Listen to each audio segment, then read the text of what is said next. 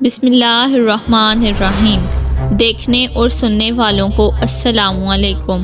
ناظرین، آج ہم آپ کو ایسے دروازوں کے متعلق آگاہ کریں گے کہ جن کے اندر کوئی چیز چلی جائے تو کبھی واپس باہر نہیں آتی۔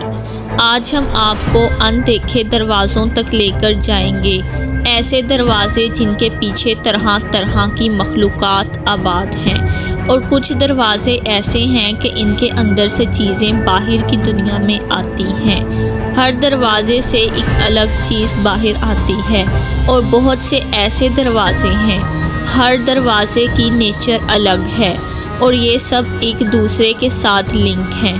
آج کی ویڈیو بہت حیران کن ہونے والی ہے، کیونکہ ہم آپ کو بتائیں گے یہ دروازے کیسے کام کرتے ہیں، ان میں کس طرح سے جایا اور نکلا جا سکتا ہے، یہ دیکھنے میں کس طرح کے ہیں اور کتنے بڑے ہیں، اور ہمیں کہاں کہاں لے کر جا سکتے ہیں۔ اس سے پہلے کہ ہم یہ سفر شروع کریں، آپ سب سے گزارش ہے کہ چینل کو سبسکرائب کر دیں اور ویڈیو کو آخر تک لازمی دیکھیں۔ ناظرین، ان حیران کن دروازوں کو ڈھونڈنے کے لیے آپ کا سمتوں سے واقف ہونا لازمی ہے۔ سمت ایک بہت ہی ریلیٹیو ٹرم ہے اور ہر شخص کے کھڑے ہونے کی جگہ سے معلوم کی جاتی ہے۔ ہر سمت ہر ملک کے لیے ڈیفرنٹ ہوتی ہے اور شخص کے لیے بھی ڈیفرنٹ ہوتی ہے۔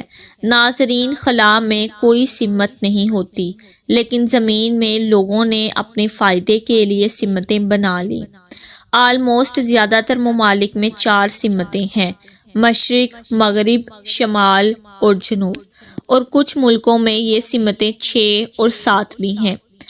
لیکن اہم سمتیں بس 2 ہی ہیں جو کہ سورج کی گردش کی وجہ سے وجود میں آئیں۔ جس جگہ سے سورج طلوع ہوتا ہے اس کو مشرق کا نام دیا گیا تھا، کیونکہ مشرق کا لفظی معنی کوئی چیز جہاں سے باہر آئے، یا روشنی جہاں سے باہر آئے، یا چمکدار چیز ہے۔ اسی طرح جس طرف سورج غروب ہوتا ہے اس کو مغرب کا نام دیا گیا۔ اس کا لفظی معنی ہے گہری رنگت کا، جذب کرنے والا یا کھینچ لینے والا۔ ناظرین، ایزٹیکس ایک ایسی تہذیب ہے جو مشرق اور مغرب کو مذہبی اعتبار سے بہت زیادہ اہمیت دیتے تھے۔ مثلاً ان کے مذہب کے اعتبار سے مغرب ایک ایسی جگہ ہے جہاں خدا نے بہت زیادہ دھواں اور پانی بنایا۔ مغرب کی مذہبی اہمیت صرف ایزٹیکس میں ہی نہیں بلکہ قدیم مصری بھی کچھ ایسا ہی کہتے تھے۔ اس وقت 3 فرعونوں کے مقبرے ایسے ہیں جن پر کتاب لکھی ہوئی ہے، اور اس بک کا نام دا بک آف گیٹس ہے، جس میں سورج کے سفر کے متعلق بات کی گئی ہے اور بتایا گیا ہے کہ وہ مغرب میں چلا جاتا ہے۔ یہودیت میں بھی مغرب کو بہت زیادہ اہمیت حاصل ہے، اور کہا جاتا ہے کہ اس سے خدا تک جایا جا سکتا ہے، اور عیسائیت میں مشرق وہ جگہ سمجھی جاتی ہے جہاں سے انسان اس دنیا میں آیا تھا، اور یہ بات بک آف میتھیو میں بھی لکھی ہوئی ہے کہ جیسے روشنی مشرق سے نکل کر مغرب میں جاتی ہے، ویسے ہی آدمی کا بیٹا بھی مشرق سے نکلے گا، اور عیسائیت میں زیادہ تر چرچز کا منہ بھی مشرق کی طرف ہوتا ہے۔ میں نے جو کچھ بھی آپ کو ان سمتوں کے متعلق بتایا، آپ نے ایک بات ضرور نوٹ کی ہوگی کہ تمام باتوں میں شمال اور جنوب کا کوئی ذکر نہیں ہے، کیونکہ ابتدا سے ہی مین سمتیں صرف 2 ہیں: مشرق اور مغرب۔ لیکن دائیں اور بائیں کو شمال اور جنوب کا نام دیا گیا۔ قرآن پاک میں شمال کا لفظ کم از کم 7 بار استعمال ہوا ہے، اور ہر جگہ اس کا ایک ہی مطلب ہے: کسی چیز کی لیفٹ سائیڈ یا بائیں طرف۔ مثال کے طور پر سورۃ الاعراف میں شیطان نے کہا، میں ان کے دائیں سے بھی ان پر حملہ کروں گا اور ان کے شمال سے بھی، یعنی ان کے بائیں سے بھی۔ سورۃ الکہف میں اللہ تعالیٰ نے فرمایا، جہاں اصحاب کہف کروٹیں لے رہے ہیں، دائیں اور بائیں، یعنی شمال اور جنوب۔ سورۃ السبا میں ہے کہ جہاں قوم سبا کے پاس 2 باغات تھے، ایک ان کے دائیں اور ایک ان کے بائیں، یعنی جنوب اور شمال میں۔ ناظرین، شمال اور جنوب بذات خود کچھ نہیں ہے، بس لیفٹ اور رائٹ ہیں۔ اوریجنل سمت عربی اور قرآن میں صرف مشرق اور مغرب ہی ہے، لیکن ایک دلچسپ بات کہ قرآن میں مشرق اور مغرب ایک ایک نہیں بلکہ دو دو اور کئی کئی ہیں۔ مثلاً سورۃ البقرہ میں مشرق اور مغرب کا مالک اللہ ہی ہے۔ سورۃ الرحمن میں دونوں مشرقوں اور دونوں مغربوں کا رب وہی ہے، اور ایک صورت میں ہے کہ تمام مشرقوں کا رب وہی ہے۔ سورۃ المعارج میں ہے کہ مجھے قسم ہے تمام مشرقوں اور تمام مغربوں کے رب کی، یقیناً ہم طاقت رکھتے ہیں۔ آخر کیا ہے یہ مشرق اور مغرب؟ یعنی ایک مشرق اور ایک مغرب، مشارق اور مغارب یعنی دو مشرق اور دو مغرب، اور مشرقین اور مغربین یعنی کئی مشرق اور کئی مغرب۔ حدیث کی طرف آئیں تو ہمیں ایک حدیث ملتی ہے کہ آپ صلی اللہ علیہ وآلہ وسلم نے فرمایا کہ اے اللہ، میرے اور گناہوں کے درمیان اتنی دوری کر دے جتنی مشرق اور مغرب کے درمیان دوری ہے، یا پھر جہنم کے گھڑے کی گہرائی اتنی ہے کہ جتنی مشرق اور مغرب کے درمیان دوری ہے۔ اور وہ واقعہ جس میں ایک صحابی نے دجال کو دیکھا تھا، یہ واقعہ بیان کرنے کے بعد آپ صلی اللہ علیہ وآلہ وسلم نے فرمایا، میں نے تمہیں دجال کا حال بتا دیا، کیا وہ شام یا یمن کے سمندر میں ہے؟ نہیں، بلکہ وہ مشرق میں ہے، مشرق میں ہے، وہ مشرق میں ہے، اور وہ مشرق سے نکلے گا۔ پھر قیامت کی ایک بہت بڑی نشانی یہ ہے کہ قیامت کی آگ مشرق سے نکلے گی جو لوگوں کو مغرب کی طرف لے کر جائے گی۔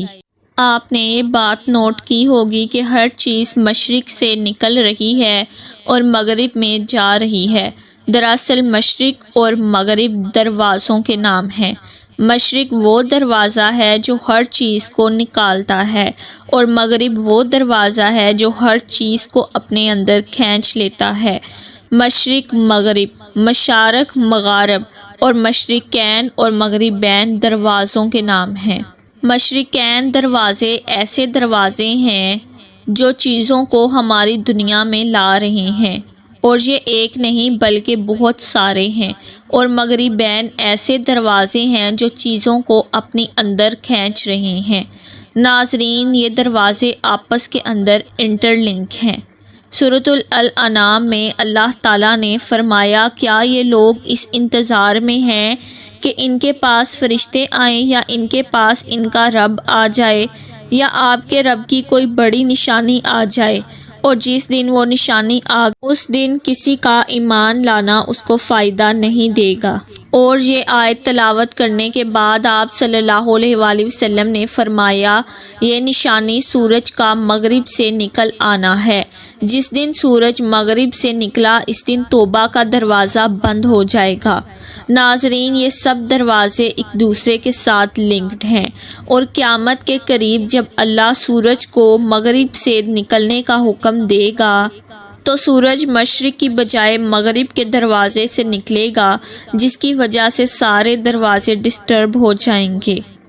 توبہ کا دروازہ جو شروع سے کھلا ہوا ہے وہ اس دن بند ہو جائے گا، اور ایک دروازہ ایسا کھلے گا کہ جہاں سے ایک جانور باہر آئے گا۔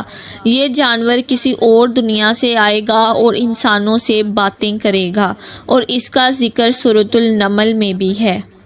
ناظرین، قدیم مصری ان دروازوں کو سمجھ گئے تھے، اور وہ لوگ مغرب کو خدا تک پہنچنے کا راستہ سمجھنے لگے تھے، اور ان لوگوں نے اپنی دیواروں پر مغرب کو خدا تک پہنچنے کا راستہ لکھا ہے۔